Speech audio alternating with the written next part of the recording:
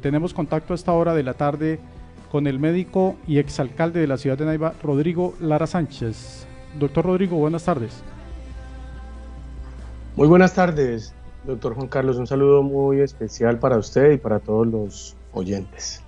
Bueno, muy bien. Hemos querido contactarlo para hablar en su condición de médico especialmente y por supuesto de exalcalde de la ciudad de Neiva, para que tengamos un diálogo acerca de lo que está ocurriendo en nuestro territorio, el confinamiento en el que estamos, y conversar un poco de esos temas. Doctor Rodrigo, cuéntenos por favor, para la audiencia de Neiva Estéreo, me acompaña Oscar Eduardo Gutiérrez, periodista, para hablar de lo que está ocurriendo. Doctor Rodrigo Lara, ¿cómo ve usted las cosas con respecto a las decisiones y a cómo se está manejando la situación en el departamento del Huila y especialmente en la ciudad capital de Neiva? Bueno, primero hay que reconocer que las decisiones que ha tomado, partiendo desde el presidente de la República, pues hoy nos tiene con unos resultados muy distintos al resto de países. Si nos comparamos con Latinoamérica, también existen unas grandes diferencias con países como Perú, como Ecuador y ni qué decir como Brasil.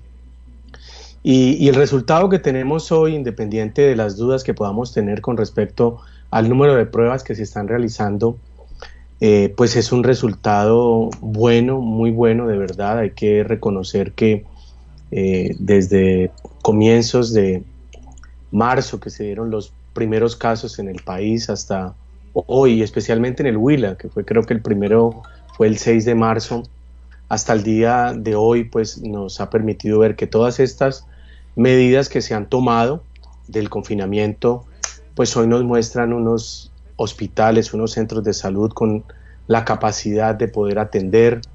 Nos hemos preparado, hemos logrado avanzar en el tema cultural, el aislamiento, cuidados como el lavado de manos, como el uso del tapaboca, que ya se volvió obligatorio, pero que siempre hemos dicho que yo creo que hay que aprenderle mucho a los orientales, y ellos son los primeros que han promulgado el uso del tapaboca. Hoy la OMS lo recomienda.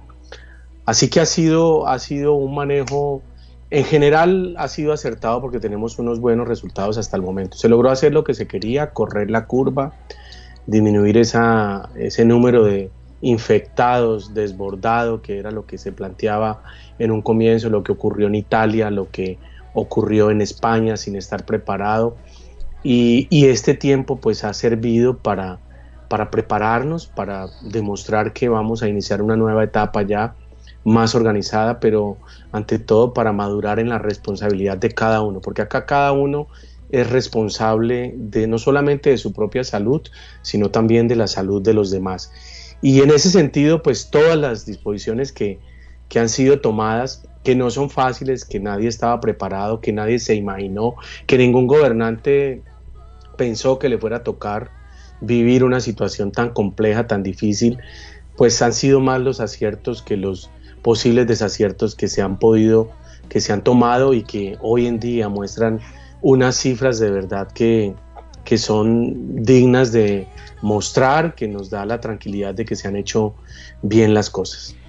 Doctor Rodrigo, aún así muchas personas nos hubiera gustado que estuviéramos en un nivel mayor de pruebas, porque piensa uno, supone uno que no estamos, que estamos como a ciegas mientras no haya un nivel bastante positivo de pruebas. Sin embargo, pues las personas que han fallecido nos dan muestra de que la información que tenemos no es del todo errónea, es decir, esos son. ¿Usted qué opina al respecto del tema de las pruebas, que ha habido como cierta suspicacia aquí en nuestro territorio por ese tema? Primero hay que dejar en claro que el virus va más rápido que las pruebas. A veces nos demoramos muchísimo, y esto es una limitación clara. Una de las cosas que ha faltado acá y que es desafortunado es no tener ya pruebas acá en Neiva.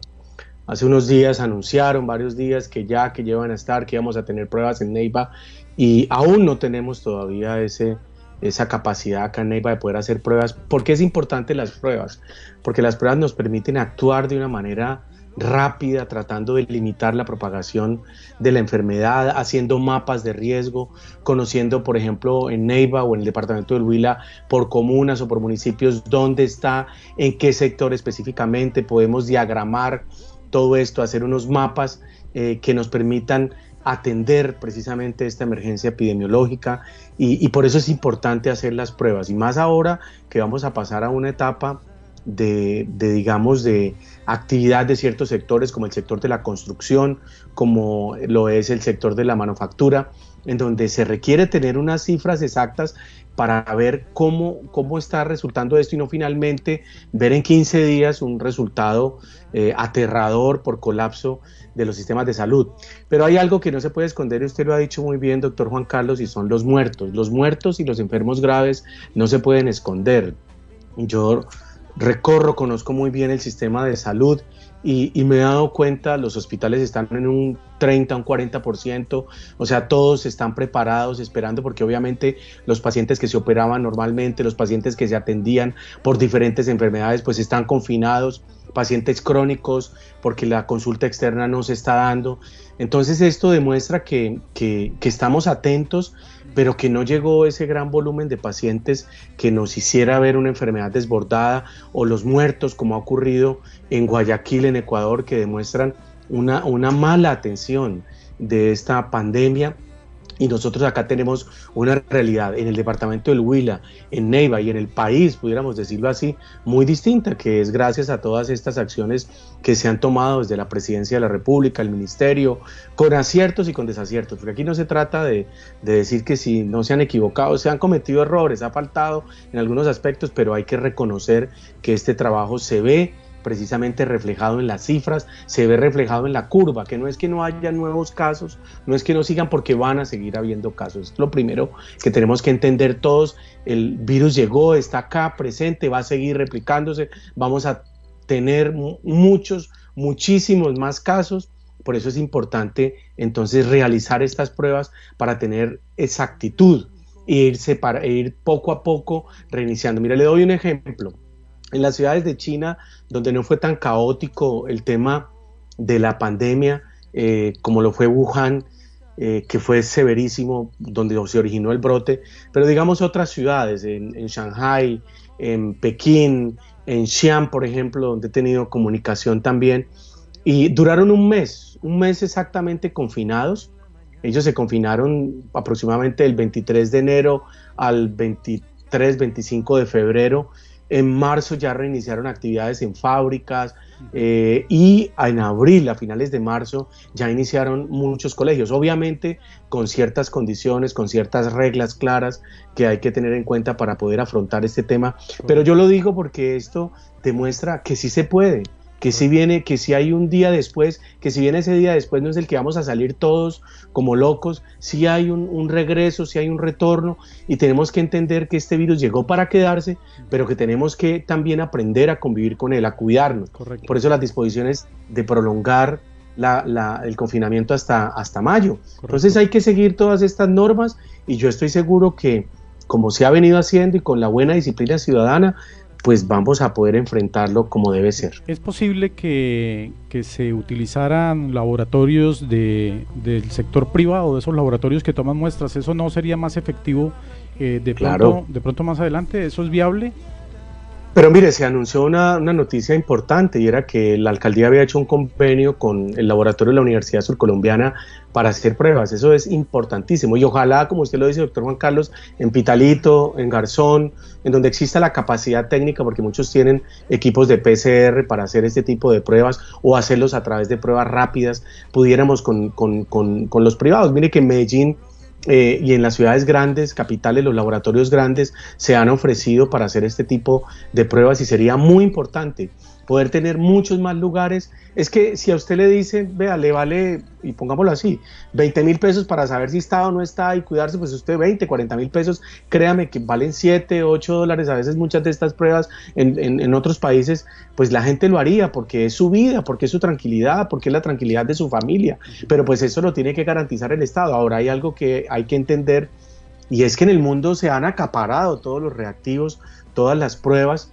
Los grandes países, Estados Unidos, que tiene pues un desborde, por decirlo así, en estos días, pues han acaparado todas las pruebas, y todos los países quieren hacer las pruebas, como lo ha hecho, por ejemplo, Corea. En Latinoamérica, Chile ha sido un buen ejemplo de hacer un buen número de pruebas, y nosotros tenemos que incrementar entonces el número de pruebas, sea por convenios, como lo he explicado con la Universidad Surcolombiana, que tiene toda la capacidad técnica y científica, sea con otros privados. O sea que aquí hay que entender que las pruebas son necesarias para poder aislar, para que usted le puedan decir, oiga, mire, esos síntomas que tienen corresponden a una infección por el virus del COVID-19, tiene esa enfermedad y usted tiene que quedarse en su casa, tome más medidas, no salga, no vaya a trabajar, o ya tiene, por ejemplo, la fase que sigue y que se ha planteado en otros países como en Estados Unidos, tiene anticuerpos, usted ya tuvo la enfermedad, usted puede regresar tranquilamente a trabajar porque no va a tener problema de que se infecte o de que pueda estar infectando Correcto. a otras personas. Correcto. Antes de darle la palabra a Óscar Eduardo, que está que le hace pregunta, ¿cómo ve usted las manifestaciones que han hecho personal del sector de la salud, quienes están pidiendo una mayor protección y pidiéndole al gobierno municipal y departamental que los atiendan mejor? Son unos reclamos totalmente justificados. El primer tema es desafortunado y es el talento en salud. Y aquí hay que ser sinceros, los médicos y todo el personal de salud, pues en su mayoría somos contratados a través de cooperativas, a través de gremios. ¿Y por qué se hace esto? ¿De dónde viene este desfase de la ley 100, que fue el que trajo todo este tema? Porque a los hospitales y a las CES les exigen algo que se llama sostenibilidad financiera. Es decir, si usted no logra su punto de equilibrio, usted no puede funcionar. Y esto ha sido muchas veces, y hay que reconocerlo, a costa de la mala calidad y el mal pago de los diferentes médicos que trabajan en el sistema de salud. Le voy a contar algo que es cierto, doctor Juan Carlos, para que tenga una idea. Yo soy médico hace 25 años. Cuando hice rural, en el rural me ganaba aproximadamente 2 millones de pesos. En el año 95, imagínese usted. O sea, hace 25 años, hoy en día se gana un médico ese mismo salario trabajando, pero por prestación de servicios. Entonces ha habido un detrimento en el ejercicio profesional, especialmente en los médicos generales, en las enfermeras, y usted ve que los médicos todos trabajamos 3 turnos, en 3 secuencias, porque desafortunadamente ese ha sido el trato, sin derecho a vacaciones, sin derecho a primas, y esto sucede en lo público, porque digamos en muchas partes privadas, por lo menos el personal de enfermería está obligado, el personal en misión, a ser contratado no por órdenes de prestación de servicios, sino por un contrato laboral, con derecho a vacaciones, con derecho a primas, con derecho a cesantías, con derecho a una estabilidad laboral, que es lo que están pidiendo hoy las enfermeras y los médicos del país. Entonces es muy importante lograr avanzar en este tema. Es una de las deudas grandes. Ustedes ven que el sistema judicial es muy distinto. Allí no existe esto que existe en la salud. Entonces yo sí pienso que esta es la oportunidad para que